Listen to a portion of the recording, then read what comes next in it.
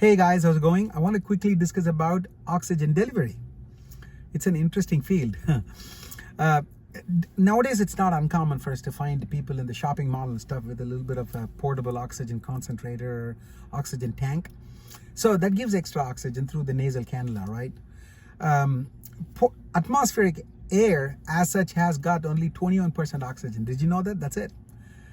The majority of atmospheric air content is nitrogen. It's 78%.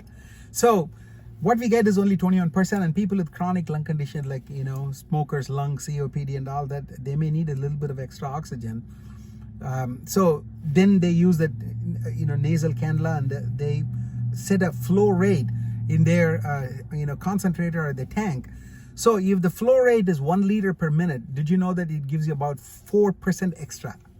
So if you set your flow rate as 1 liter, then your atmospheric air gives you 21%, and then this flow rate of 1 liter, that gives you another 4. So you're getting about 25% oxygen.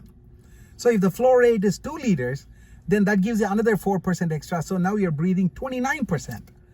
So if your flow rate is 3 liters, then you're breathing in 33%. So you keep on doing it like that, okay? So if your flow rate is 10 liters per minute, okay, like what they do at the hospitals, because hospitals can provide you high flow rate, then that's about 40% extra oxygen, and then your atmospheric air has got 21%. So now you're breathing about 60% oxygen. And then of course there's something called as a non-rebreather in a mask. By the time you're breathing more than 5 liters, then it's better to really switch over to simple mask. And then once you are more than 10 liter flow, then it's better to switch over to a non-rebreather mask, because that starts pushing your oxygen percentage to 70%, 80%, maybe even a little more, 85, 90%. That's it. And then beyond that, if you want, then you need high flow, oxygen delivery. That's all possible now in modern days, because during COVID times we were using quite a bit. It's an interesting field.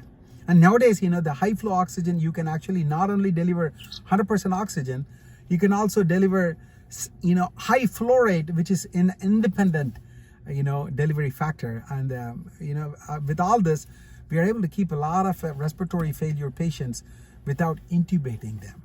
And it's amazing. Also, of course, BiPAP and CPAP, and that's all another subject.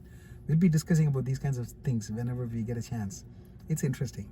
Talk to you later, guys, okay? Goodbye.